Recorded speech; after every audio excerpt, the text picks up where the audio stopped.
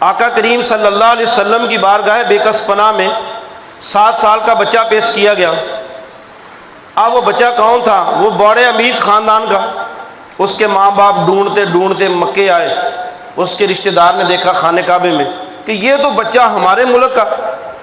اس کے ماں باپ دولت پیسہ بڑا دولت لے کے مکے آئے، آقا کریم صلی اللہ علیہ وسلم سے ملاقات کی۔ انہیں کہا جی ہمارا بچہ آپ کے پاس ہے، کیا نام ہے؟ فرمایا زید۔ نبی پاک صلی اللہ علیہ وسلم نے 7 سال عمر حضرت زید بن حارثہ کی، فرمایا کہ زید آؤ۔ اب حضرت زید کو بلایا گیا۔ ماں نے دیکھا 4 سال بعد ملاقات ہوئی۔ جو بچہ جس دن ماں باپ لینے آئے اس دن 7 سال عمر ہے، تو 4 سال حضور کے پاس رہا، اس کی عمر کتنی ہوگی؟ بولیں کتنی عمر ہوگی؟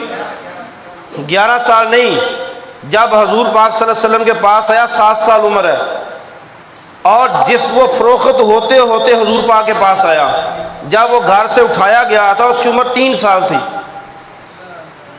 اب 4 سال تک وہ بچہ بکتا رہا۔ بچہ تھا علاقے کے سرداروں کا، کسی بدبخت نے پکڑا، مدینے جانے مکے جانے والے قافلے کو بیچ دیا، انہوں نے آگے بیچ دیا، انہوں نے آگے بیچ دیا۔ وہ بچہ خرید لیا بی بی سیدہ خدیجہ الکبریٰ نے، وہ ان کی غلامی میں رہنے لگا۔ جب بی بی صاحبہ کا نکاح حضور سے ہوا تو بی بی صاحبہ نے وہ بچہ حضور کو دے دیا اپنے کام کاج کے لیے، تو بچہ حضور کے پاس رہنے لگا۔ اگلے سال اس کے خاندان کے لوگ آئے، انہوں نے مکہ میں دیکھا ہمارا بچہ یہ مکہ میں کیسے آیا 2000 کلومیٹر کا فاصلہ کر کے۔ انہوں نے وہیں سے قاصد بھیجے، پیسے منگوائے، ہیرے جواہرات منگائے۔ اب بڑے بڑے سرداروں کو بلایا کہ محمد صلی اللہ علیہ وسلم نے ہمارا بچہ اغوا کر لیا۔ حضور کو خبر ہی نہیں اس بات کی۔ جب پنچایت میں بلایا گیا، بچے کو بھی بلایا گیا، تو رسول اللہ صلی اللہ علیہ وسلم نے فرمایا آپ کا بچہ ہے تو آپ لے جائیں۔ جب بچے کو پنچایت میں بلایا گیا تو رسول اللہ صلی اللہ علیہ وسلم نے کہا کہ زید یہ تمہارا باپ ہے، یہ تمہارا چاچا ہے، یہ تمہاری ماں ہے، یہ تمہاری پھپھو ہے۔ اس بچے نے تمام لوگوں کو دیکھا، ماں کو بھی پہچان لیا، باپ کو بھی پہچان لیا، اپنی پھپھو کو بھی پہچان لیا۔ سب کو پہچاننے کے بعد اس بچے نے اپنی زبان سے کوئی لفظ نہیں نکالا۔ تو جب حضور نے پوچھا کہ زید تمہاری مرضی ہے، میں 1 روپیہ بھی نہیں تمہارا لوں گا، نہ میں نے ہمیں آپ کو خریدا ضرور ہے لیکن دیں گے فی سبیل اللہ، اگر تم جانا چاہتے ہو، تمہاری ماں ہے، باپ ہے، بھائی ہے، رشتہ دار ہے، تم آزاد ہو، جا سکتے ہو۔ تمام لوگوں کی گفتگو سننے کے بعد حضرت سیدنا زید بن حارثہ رضی اللہ تعالی عنہ نے سب پنچایت کو جواب دیا کہ میں سب کو چھوڑ سکتا ہوں، محمد صلی اللہ علیہ وسلم کو نہیں چھوڑ سکتا۔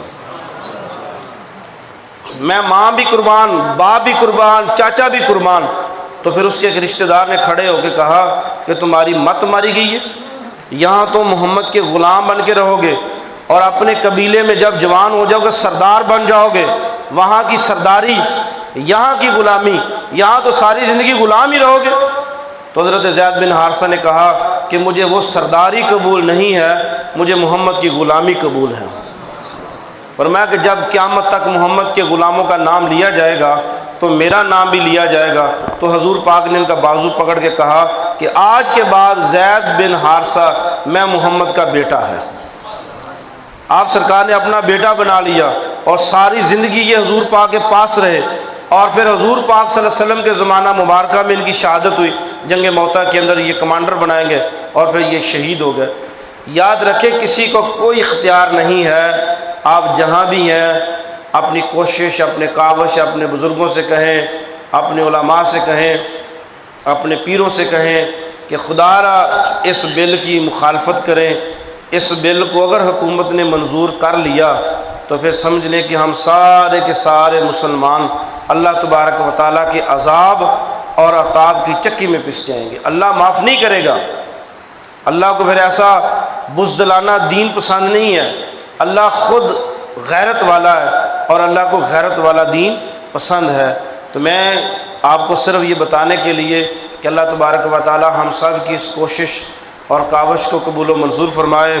الحمدللہ ہم نے بھی اپنا چھوٹا سا حق جہاں جہاں میرے ذریعے میں ان کو میل بھی کیا ہے، اخبارات میں بیان بھی دیے ہیں، ہم مل بھی رہے ہیں دوستوں سے، علماء سے بھی، مشائخ سے بھی، کہ جہاں جہاں جن کے مرید زیادہ ہیں وہ اپنی زبان گونگی نہ کرے، بولے ذرا، کچھ نہیں ہوتا۔